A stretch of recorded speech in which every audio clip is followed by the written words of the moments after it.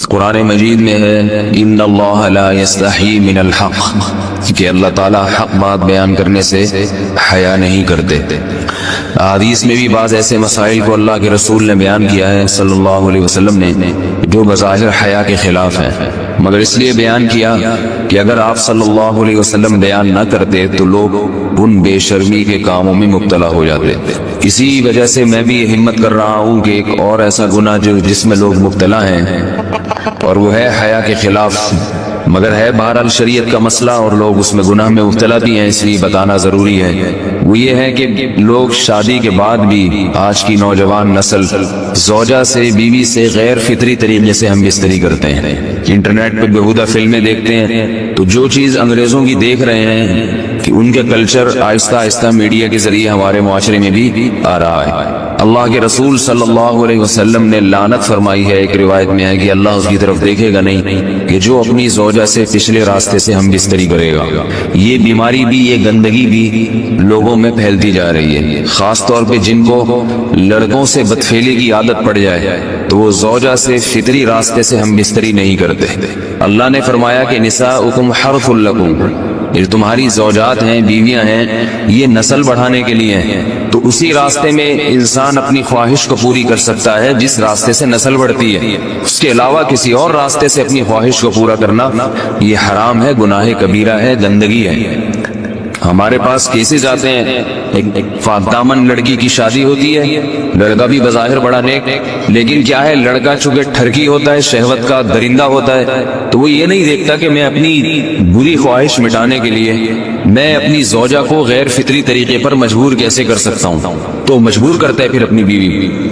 اس میں جو عورتیں زیادہ پاک دامن نہیں ہو، نیک نہ ہو، یا ان کو یہ ڈر ہو کہ طلاق ہو گئی تو ہم کہاں جائیں گے، وہ پھر اپنے شوہر کے ساتھ اسی غیر فطری طریقے پر آمادہ ہو جاتی ہیں، اور اس کا عذاب اور اس کا وبال یہ ہوتا ہے کہ کچھ دنوں میں ان کو بھی اسی کی لت پڑ جاتی ہے۔ انسان جب بھی کوئی غیر فطری راستہ اختیار کرتا ہے، آخرت کا عذاب تو بعد میں، دنیا کا عذاب یہ آتا ہے کہ پھر اس کو لذت فطرت میں آتی نہیں ہے۔ تو جو راستہ اللہ نے رکھا اس میں اس کو لذت نہیں آئے گی، وہ گندگی میں ہی گھسنے کی کوشش کرے گا، اس کی بھی فطرت خراب ہو جاتی ہے، اور جس کے ساتھ یہ بدفعلی کی جائے اس کی بھی فطرت خراب ہو جاتی ہے، وہ بھی پھر کسی کے قابل نہیں رہتے۔ تو اپنے جان پر رحم کرنا چاہیے۔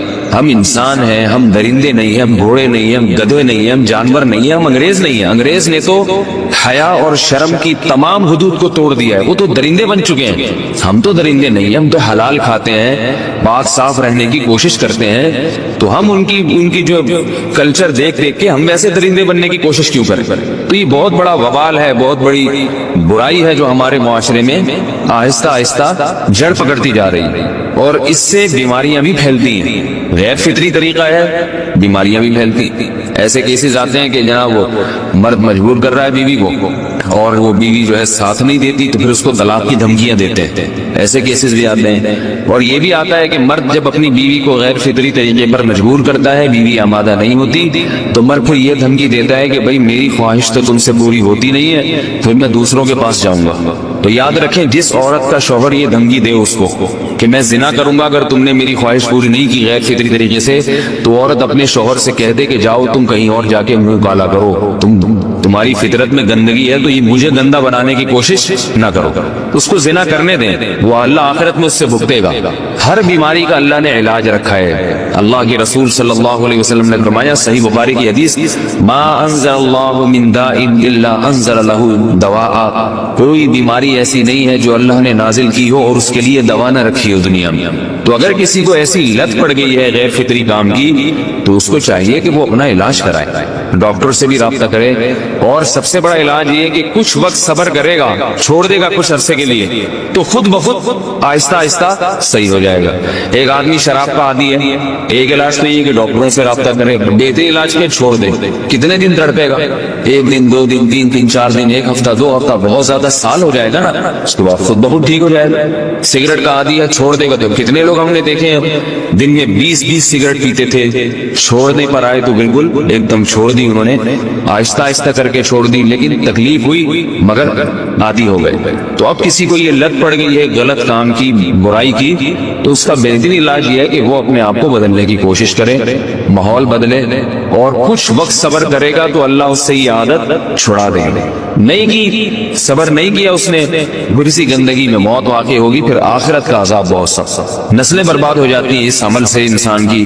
تو بات حیا کے خلاف ہے, مگر یہ کہ ایک بزرگ تھے وہ بات فرما رہے تھے, تو کسی نے پوچھا کہ حضرت آپ حیا کے خلاف بات کرتے ہیں, تو انہوں نے فرمایا تم بے حیائی کے کام نہیں چھوڑتے, ہم اس چھڑوانے کے لیے بات کریں تو ہم برے ہیں, اور تم کام کرو تو بھی برے نہیں.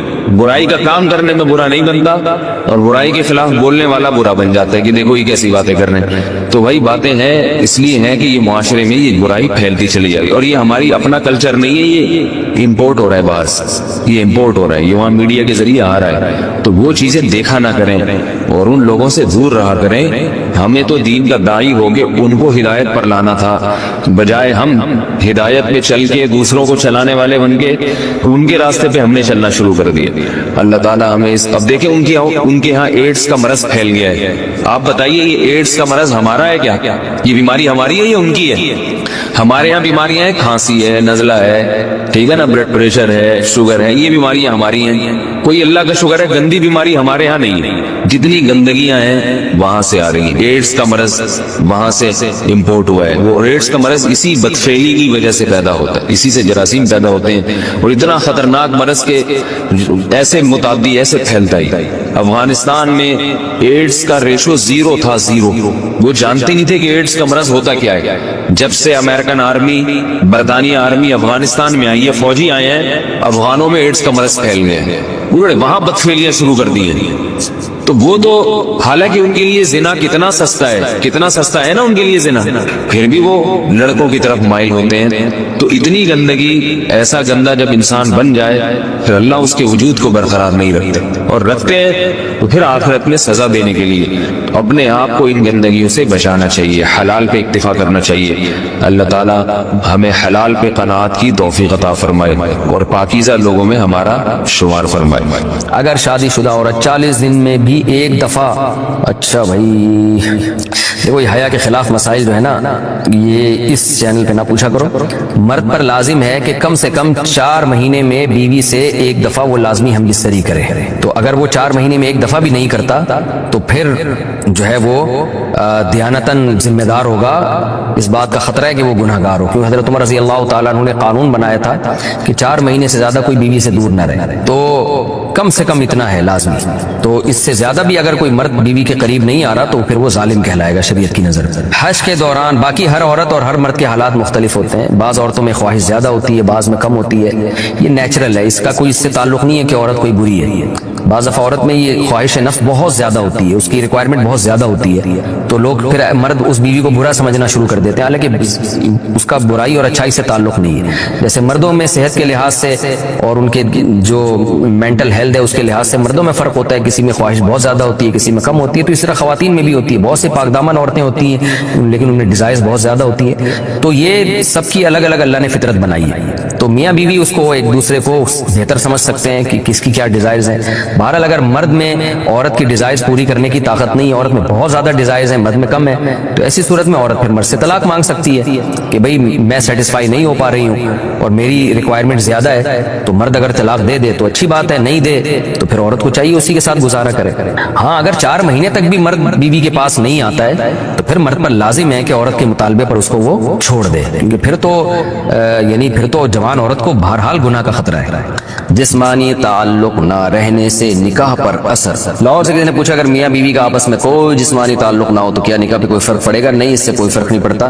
جب تک شوہر طلاق نہیں دے گا نکاح ختم نہیں ہوگا. یا اگر شوہر جان بوجھ کر بیوی کا حق ادا نہیں کرتا اور 4 مہینے سے زیادہ اس سے ریلیشن قائم نہیں کرتا اور بیوی بھی جوان ہے, اس کو گناہ کا خطرہ ہے, تو پھر وہ عدالت میں کیس کر سکتی ہے اور پھر اس کا ایک پروسیس ہے کس طرح سے نکاح ختم ہوگا. تو